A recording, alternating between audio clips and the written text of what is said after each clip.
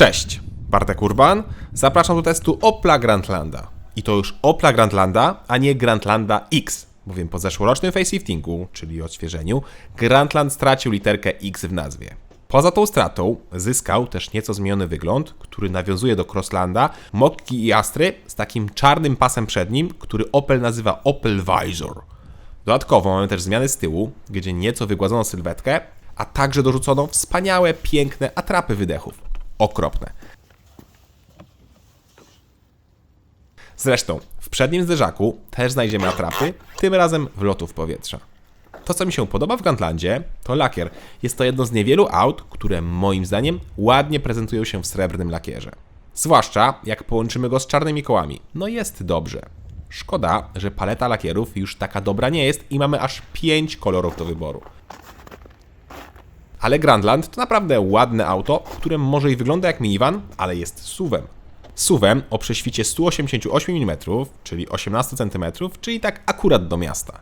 W ogóle wymiary tego Opla są w miarę kompaktowe i ma on 4477 mm długości do 1630 mm wysokości oraz 1906 mm szerokości. Rozstaw osi to 2675 mm. I normalny Grandland ma też w miarę normalny, duży bagażnik, bo o pojemności 514 litrów. Niestety, ja nie mam normalnej wersji, tylko PHEV, plug-in hybrid, której bagażnik jest o 124 litry mniejszy, czyli ma 390 litrów ze względu na dodatkowe akumulatory ukryte w bagażniku. Jak widzicie, dostęp jest tak chroniony, że aż urywa się rączka, żeby się do nich dostać. Tak, urwała mi się rączka, co jest bardzo słabe. A pod podłogą, poza akumulatorami, znajdziemy też kilka przegródek, na przykład gaśnicę, zestaw naprawczy, czy właśnie kable do ładowania.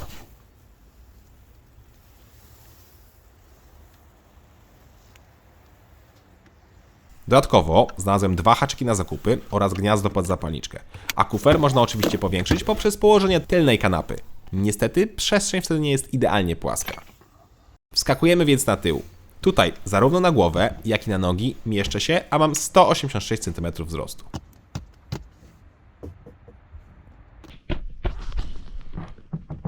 Do dyspozycji mamy podłokietnik z 2 miejscami na napoje oraz przejściem do bagażnika. Są też oddzielne nawiewy, gazetowniki oraz jedno złącze USB. Tak, jedno. Zresztą w całym aucie są aż 2 złącza USB, jedno z tyłu i jedno z przodu. Powinno być tego troszeczkę więcej. Miło za to, że z przodu fotel pasażera ma złącza Isofix, bo to się rzadko zdarza. Same fotele są bardzo wygodne, mają nawet certyfikat AGR, czyli Stowarzyszenia Zdrowych Pleców, tylko szkoda, że w moim egzemplarzu materiał pod tyłkiem się już brzydko marszczył. Ja miałem fotel manualny i materiałowy, ale w opcji za 7500 zł są fotele elektryczne i częściowo pokryte sztuczną skórą. Fotel można łatwo ustawić i mamy niezłą widoczność.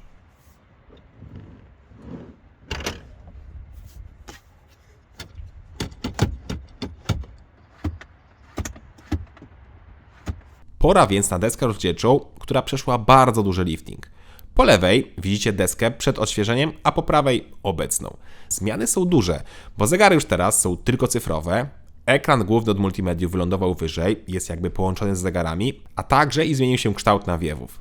Jest na pewno nowocześniej, ale czy ładniej? No, to sam nie wiem. Ekran główny jest teraz większy i ma 10 cali, a nie 8 cali, jak to było w poprzedniku. Szkoda tylko, że tak naprawdę wyświetlane treści też mają około 8 cali, bo na boku są niepotrzebne informacje o chociażby temperaturze w kabinie. A są one niepotrzebne, bo Grandland wciąż ma fizyczne przyciski do klimy, gdzie też jest podana temperatura.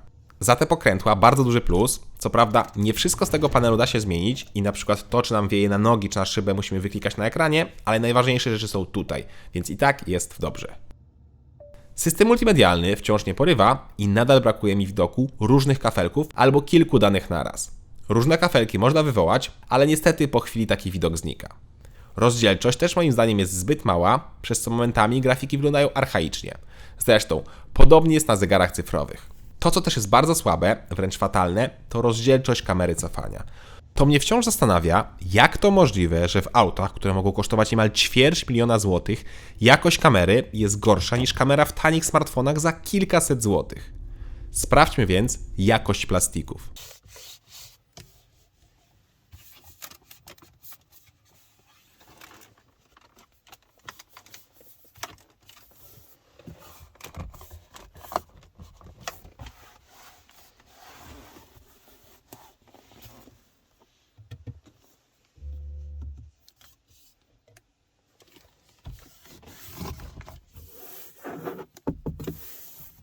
No cóż, tutaj również pojawiło się sporo skrzypienia, na szczęście tylko na postoju, a same plastiki są przeciętnej jakości. No i jest też to nieszczęsne Piana Black.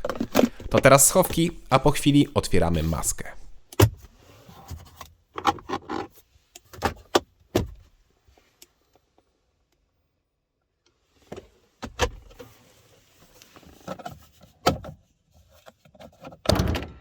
A pod maską w Grandlandzie mamy do wyboru 3 jednostki w kilku wariantach mocowych. Jest jeden diesel, jedna benzyna i jedna hybryda. Diesel to 1.5 turbo, 4 cylindry, 130 koni. Benzyna to 1.2 turbo, 3 cylindry, też 130 koni. A hybryda to 1.6 turbo, 4 cylindry, wspomagana silnikami elektrycznymi. I ten zestaw może mieć 224 albo 300 koni. 224 konie ma wersja z jednym silnikiem elektrycznym i napędem naprzód, a 300 koni ma wersja z 2 silnikami elektrycznymi i napędem 4x4. Co prawda ten napęd 4x4 to taka bardziej pomoc przy ruszaniu niż prawdziwy napęd, bo nie ma tam połączenia pomiędzy osiami, no ale dobrze, że jest. I ja mam właśnie do testów tą drugą, mocniejszą wersję z 4x4 o mocy 300 koni, która katalogowo powinna robić setkę w 6,1 sekundy. Pora to sprawdzić.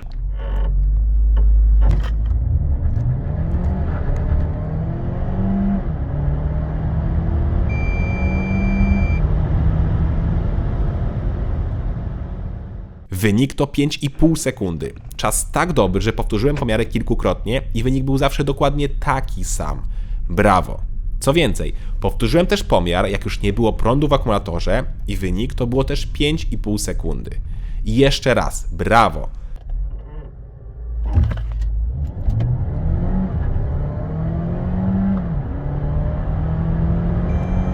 A to oznacza, że zawsze gdzieś tam w układzie jest trochę tego prądu, żeby pchnąć auto z 4 butów.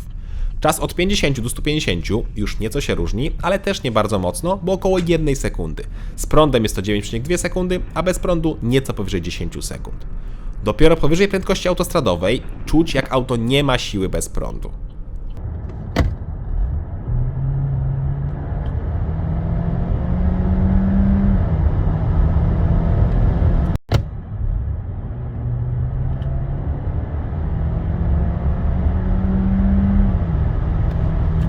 Czuć też pewną zwłokę w redukcji, choć ta też nie jest bardzo duża. Najgorzej jest, jak jedziemy na samym prądzie i mocno depniemy i czekamy, aż załączy się dodatkowo silnik spalinowy, ale czuć też, że najpierw nas elektryk lekko zaczyna pchać.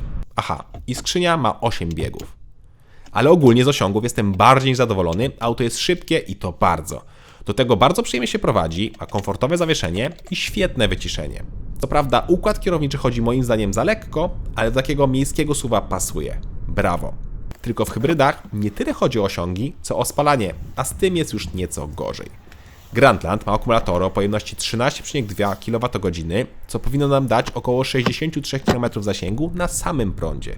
Cóż, ja w zimie, czyli przy temperaturach około 0 stopni, nie potrafiłem zrobić więcej niż 30 km na samym prądzie. Ale to nie jest jeszcze najgorsze. Najgorsze jest to, że jak nam prąd się skończy, to spalanie w mieście wzrasta do niemal 11 litrów. Poważnie, nawet jak próbowałem jeździć jako ekomistrz, to wynik nie spadał poniżej 10 litrów. A jest przecież wtedy tryb spalinowo-hybrydowy, no ale niestety, jak widać, nie działa on zbyt dobrze. A jak włączymy tryb ładowania akumulatora, silnika spalinowego, bo taki też tryb jest, to spalanie wtedy wzrasta do 15 czy 16 litrów. Niestety to jest tryb bez sensu, ale taki tryb jest w każdej hybrydzie PHEV i zawsze jest on bez sensu. Na trasie wcale nie jest lepiej i przy 140 auto pali 10 litrów, przy 120 około 8, a dopiero przy 100 schodzimy do 6 litrów. I to jest o tyle słabe, że bak paliwa ma zaledwie 43 litry. Tak, 43 litry. A dodajmy do tego jeszcze, że samochód waży około 1850 kg, czyli jest o 300 kg cięższy niż diesel i mamy niemal wszystkie wady PHEV na tacy. Czyli duża waga, mały bak paliwa, mały bagażnik oraz duże spalanie, jak skończy nam się prąd. Pomijam wadę, jaką jest możliwość ładowania takiego auta, bo to już zakładam, że każdy wie. Jak ma się takiego plugina, to trzeba mieć swój garaż ze swoim gniazdkiem, bez tego to już w ogóle nie ma sensu. No i na koniec jeszcze jedna duża wada, cena. Zwykły Grandland benzynowy 1.2, 3 cylindry, 130 koni ze skrzynią manualną kosztuje 143 tysiące złotych, a diesel 1.5 już z automatem to 174 tysiące złotych. Diesel jest jednak od razu w najwyższym wyposażeniu, a hybryda jest jeszcze droższa i wymaga dopłaty 40 tysięcy złotych do diesla i to za wersję 224 konie. cena słabszej hybrydy to minimum 213 tysięcy złotych. I tutaj też muszę dodać, że chyba tej wersji, czyli tą, którą testuję, w tym momencie nie da się kupić, zniknęła z cenników i konfiguratora. Mam cennik z zeszłego roku i tam była hybryda 300 koni, a w obecnym jest tylko słabszy wariant 224 konie. Ale cenę można nieco oszacować, bo w starym cenniku wersja przednionapędowa była o 20 tysięcy złotych tańsza niż 300 koni, więc według nowego cennika odmiana 300 konna powinna startować od około 232 tysięcy złotych. Mój egzemplarz to odmiana Ultimate i jego cena to pewnie coś około 240-245 tysięcy złotych. No jest super, super drogo, a auto wcale takie super nie jest. Jakościowo momentami jest słabe, a hybryda poza osiągami nie oferuje nic. Dużo pali, ma słaby zasięg na samym prądzie, mały bak paliwa i mały bagażnik. Szkoda też tej gamy silników, bo hybrydy są bardzo drogie, a benzyna mała i chyba nieco za słaba do tego auta. Diesel też jest słaby, ale nadrobi momentem obrotowym, więc wydaje się najlepszym wyborem, ale tylko pod warunkiem, że będziecie jeździć nieco dłuższe dystanse, bo w mieście będzie się on męczył. Nowy Opel Grandland wydaje się nieco autem, na które producent miał dobry pomysł, tylko po drodze zapomniał, jaki to był pomysł. Czuć też pewne oszczędności i takie odgórne narzucone wymogi dla całego koncernu, a szkoda, bo to mógłby być naprawdę fajny, poprawny samochód. Wystarczyłby zwykły silnik, bez udziwnień i niższa cena. Cześć!